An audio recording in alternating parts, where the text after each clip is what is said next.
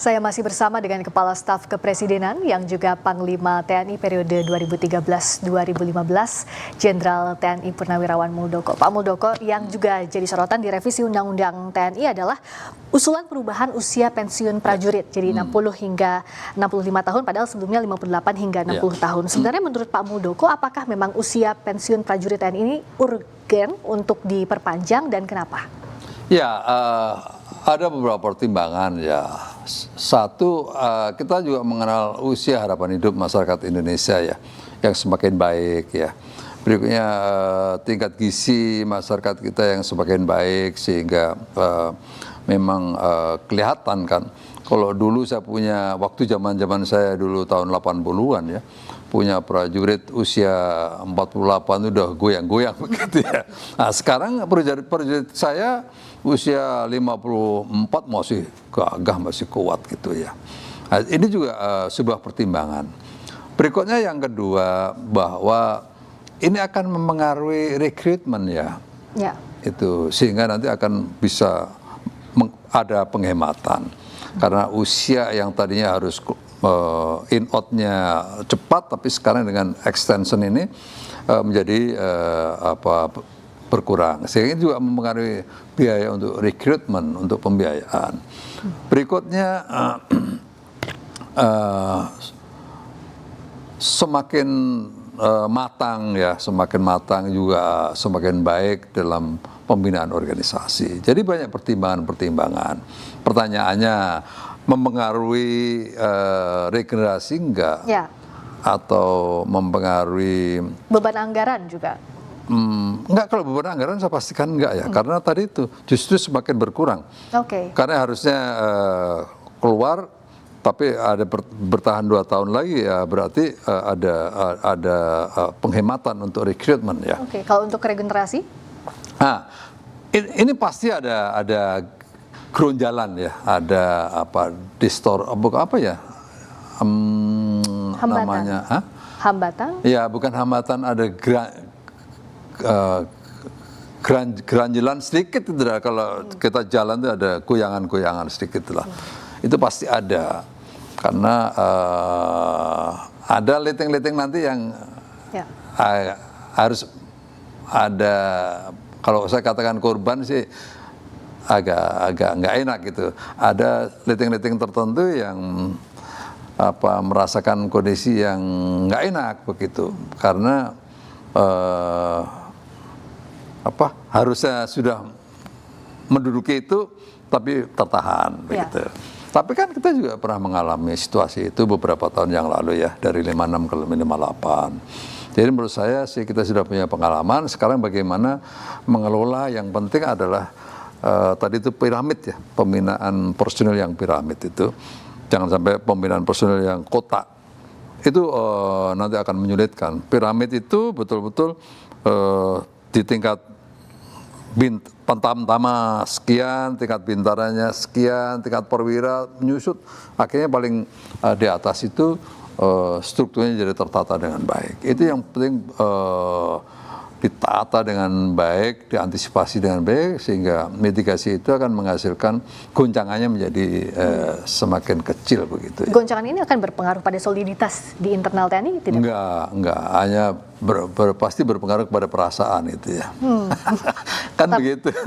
Ya, harus jujur bahwa saya pernah mengalami itu, perasaan perwira kita harusnya gue dapet nih, tapi karena situasi bisa-bisa menjadi meleset dan seterusnya. Ya, itu risiko lah, risiko dari sebuah perubahan. Apakah solusinya jadi ditempatkan di jabatan sipil? Ini kan enggak cukup. Jabatan sipil berapa sih?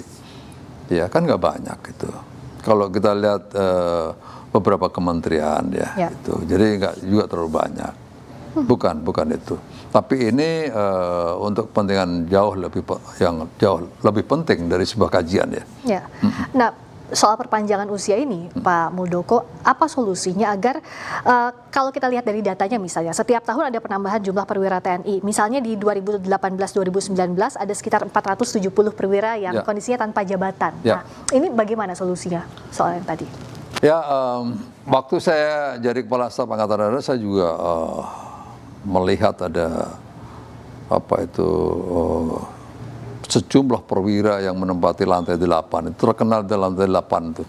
Lantai 8 itu isinya para perwira yang satu habis sekolah, perwira yang punya persoalan, berikutnya perwira yang sudah mendekati masa pensiun gitu.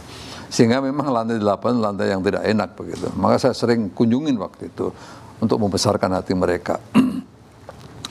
Saya pernah berpikir begini, para perwira sekalian, saya tidak bisa memberikan sesuatu kepada kalian, tapi saya ingin membekali kalian nanti suatu saat kalian akan pensiun, kalian siap dengan apa yang saya siapkan. Nah, untuk itu waktu itu saya bekerja sama dengan Menteri BUMN ya. Pak Menteri, tolonglah ini kondisi perwira saya seperti ini, dia nanti kalau pensiun dia tidak memiliki kemampuan untuk mengelola usaha, untuk menjadi bisnismen, untuk memahami bagaimana manajemen dalam dunia bisnis itu seperti apa. Terus gimana Pak Muldoko? Bisa nggak Pak Menteri? Tolong anak-anak kami ini, para perwira kami itu diselenggarakan sekolah manajemen bagi mereka, sekolah praktikal ya. Nah, alhamdulillah waktu itu kita bisa jalankan itu ya. Kita bisa jalankan beberapa gelombang begitu. Nah, yang penting adalah bagaimana pimpinan TNI memikirkan mereka dengan baik. Kalau mereka-mereka yang sudah tidak bisa lagi mempertahankan di track mereka, maka harus dicarikan solusi. Ada second track agar mereka itu nanti tidak terjadi shock, tidak terjadi kejutan. Begitu masa pensiunnya dilewati, maka pensiun akan dijalankan dengan baik karena ada alternatif. Oke. Kalau tadi Pak Muldoko bilang alternatifnya bukan dengan mengisi jabatan sipil, itu bukan jalan yang satu, bukan alasan. Bukan alasan itu. Tapi kalau bicara soal, kita lihat dalam perbandingan payung undang-undangnya, kalau Polri, anggota Polri aktif kan bisa mengisi jabatan. Apakah hal ini juga yang mendorong sehingga perwira TNI ingin diberikan keistimewaan yang sama juga lewat revisi undang-undang TNI untuk mengisi jabatan sipil ini, Pak Muldoko? Saya pikir yang pertama pertimbangannya adalah jabatan-jabatan yang masih ada berkaitan. Terus yang kedua adalah atas pertimbangan presiden ya. Presiden akan mempertimbangkan pada jabatan kritikal mana yang perlu kehadiran TNI di situ. Tuh, jadi akan dilihat, karena itu pun juga akan dilihat efektivitasnya dan akan dievaluasi pastinya. Jadi menurut saya kita sikapi situasi itu dengan baik, dengan hati jernih, bahwa pada prinsipnya TNI itu menerima, TNI itu sangat menerima, ya, tidak banyak menuntut gitu. Tetapi kalau diberikan jabatan sebagai sebuah bentuk tanggung jawab, ya akan dijalankan dengan baik.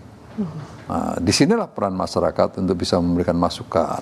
Oh ini kurang ini dan seterusnya, pasti kita terima. Begitu. Bagaimana agar tidak rancu terhadap tugas utamanya, yakni alat pertahanan negara, tidak fokus dengan hal lainnya seperti tadi, misalnya jabatan di kementerian, lembaga, atau jabatan sipil lain, Pak? Menurut saya juga tidak ya. Saya justru hidup saya semakin lengkap leadership saya. Saya dalam 2 tahun ya, saya 3 kali menjadi panglima. Panglima divisi, Panglima Kodam Tanjung Pura, 4 bulan, berikutnya Panglima Siliwangi 10 bulan, setelah itu diberi jabatan Wakil Gubernur Lemhanas. Kaget juga waktu itu, wah mestinya saya Panglima Kostrat dong, karena saya Panglima Divisi kan. Tapi setelah saya masuk di situ, saya belajar dengan baik, memahami bagaimana masyarakat sipil berpikir, memahami bagaimana apa yang dia inginkan, dan seterusnya. Akhirnya justru saya lihat saya semakin matang leadership saya, karena lingkungan saya yang berbeda. Begitu saya menjadi Panglima TNI, saya pikir fleksibilitas saya ada, ketegasan saya nggak berkurang. Nah itu. Jadi karena apa? Karena yang ditempatkan ini adalah perwira-perwira pada jabatan yang sudah harus memahami perpolitikan, manajemen bernegara. Gitu. Jadi kalau di TNI itu kan ada tahapan, Mbak ya. Ya. Pada saat kita letnan 1 sampai dengan kapten, itu teknis itu nggak boleh berpikir kemana-mana itu. Prajurit infanteri itu harus memahami 114 pekerjaannya, nggak boleh goyang itu. Saya orang infanteri harus tahu satu persatu. Berikutnya berpikir taktis. Berpikir taktis itu udah letkol sampai dengan komandan brigade, komandan batalion sampai dengan komandan brigade. Taktis, dia harus tahu itu bagaimana mengendalikan pasukan dalam bentuk taktis, bentuk satuan-satuan kecil. Nah, setelah dia panglima, dia mulai berpikir strategis karena mengoperasionalkan bagaimana operasi gabungan, bagaimana military campaign dijalankan, bagaimana mengenali center of gravity dan seterusnya. Tapi begitu seterusnya ke sana udah Lemhanas ya. Lemhanas sudah mulai berpikir bagaimana kita bernegara. Di TNI itu sangat diatur rigid seperti itu. Jadi begitu Mayor Jenderal ini ditaruh di kementerian sebagai salah satu dirjen, itu justru semakin matang dia. Itu. Bekal kepemimpinannya matang kata Pak Muldoko. Tapi yang juga ada kritik dari masyarakat sipil, Pak Muldoko juga sudah mendapatkan pertanyaan ini. Tapi mumpung one on one, saya mau memperdalam lagi. Apakah ini berpotensi memunculkan dui fungsi di tubuh TNI? Tapi nanti jawabnya usai jeda, kami kembali. Iya. Saya minta maaf. Aku punya rumah kelapa. Peristiwa demi peristiwa selalu terjadi dan terus berkembang sepanjang hari.